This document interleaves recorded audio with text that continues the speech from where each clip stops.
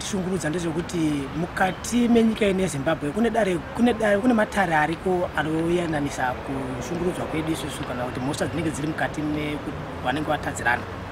Isu takakwidza nyaya yedu kudare guru rinova ndiro High Court. High Court yakatitsanangurira kuti tinofanira kunge tine gwaro randikabata pari zvino iri. Riri kutsanangura kuti gwaro irori tinofanira kugara mupurazi umo kusvika ndawana matsamba nemunda anokokuenda zviri pamutemo ndiri mufamu iyoyi kana kuti tiri mufamu iyoyi. Pashure pezvo patsamba iyoyi vakaita inonzi contempt of court, vakaramba vachipwanya chete vachingoshungurudza vanhu kusvika pazoya zvakare rimwe gwaro takwidza kudare nyaya yedu pa contempt of court pane rimwe gwaro rechipiri.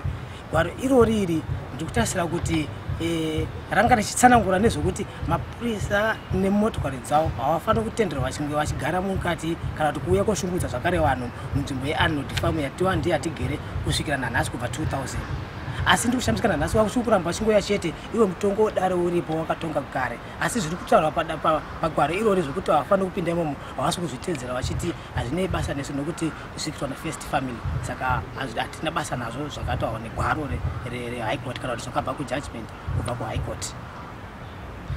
Saka ini chikumbiro changu changa chiri chokuti iwo matare makuru ari muno munyika handizivi kuti kana zvichinge zvichiramba zvichidai zvisingateedzerwe zvodi kunesu vadiki kana kunesu vari pasi vanotariswa pasi varombo mutemo uyu zvawasisiri kushandawo kuvatiri isusu.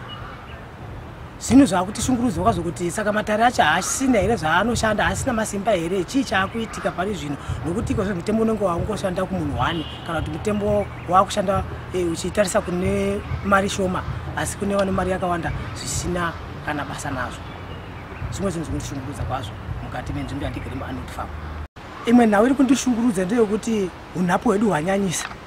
Iko zvizvo ndikayochiona kuti munzvimbo yatigere takuchengetedzwa semhuka kana mhuka dzikatowanani zvakare nokuti nzira dzese dzatofamba nadzo zvakasungunuka tichiti tiri rakasungunuka munyika yedu yeZimbabwe hapachisina nokuti iko zvinezvi mese nzira dzese dzatinofamba nadzo dzaiswa mabhumu. Wakutofamba uchitosvika uchisvika pabhumu wotanga wabvunzwa kuti unoenda kupi uri kubva kupi, vachitotirambidza kupinda kwacho nokubuda kwacho pabhumu pashe ipapo. Havachatodi kuti tipindemo munhu nokuti vari kutaura kuti nzvimbo iyo ndeye1st family. Saka isu zvinhu zvakutotityisa ende zvakutotitambudza kuti tinorarama sei, tinogara sei, tichaitawo zvipi munyika ine yeZimbabwe. Uyezve chimwe chandakubvunzawo kuwana weZimbabwe, chinhu chandakubvunzisisa iwe mutemo watakaisawo kana kuti watakagadzira munyika muno ndowani? Mutemo yatakagadzira munyika ndowani? Uri kushanda kunani? Muridzi anofanira kushandirwa nemutemo ndiani? Murombo nemupfumi kana kuti mupfumi nemurombo kana kuti ane munda naasina? Takumbirawo kuwana weZimbabwe kuti watibatsire kuti nzwisise kuti mutemo ndowani.